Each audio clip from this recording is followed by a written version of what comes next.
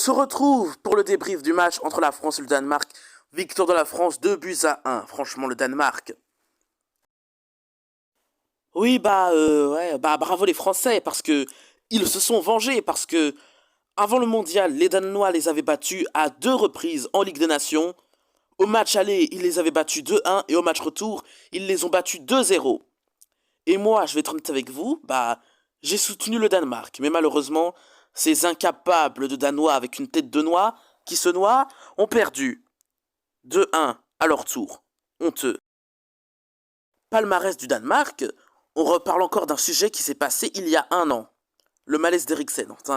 Enfin, en tout cas, tout mon respect à lui. Heureusement, il est encore vivant, plus de peur que de mal. Ce jour-là, le Danemark avait vécu le drame. Heureusement, il va bien.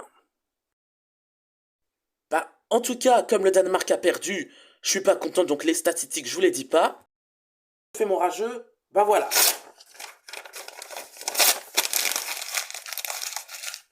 Oh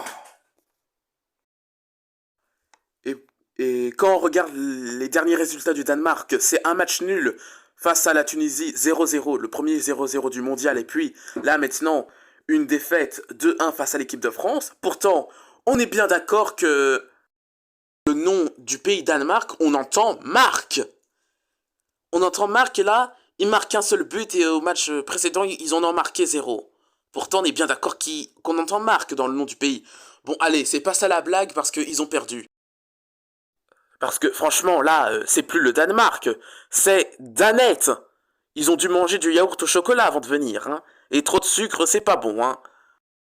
Ou alors, sinon, s'ils auraient gagné là, j'aurais dit, c'est plus le Danemark, c'est Marc.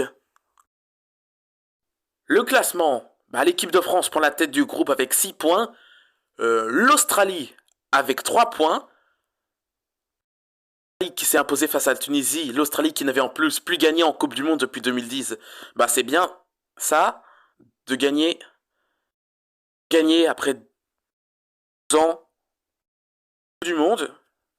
Et le Danemark et la Tunisie qui ont 1 point chacun, et ces deux-là peuvent encore se qualifier.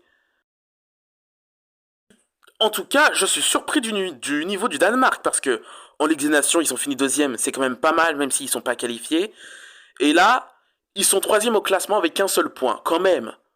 Et dire que c'était le grand outsider de l'Euro 2020.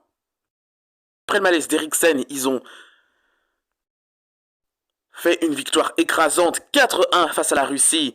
Pareil pour le Pays de Galles 4-0. Et puis ils ont fait un excellent parcours. Malheureusement, ils se sont fait sortir par l'Angleterre suite à un penalty tout à fait injustifié. C'est dommage de se faire sortir d'un Euro de cette façon. Puis après le mondial, on s'est tous sentis un peu danois. Après le excellent parcours qu'ils ont fait pour Eriksen, hein.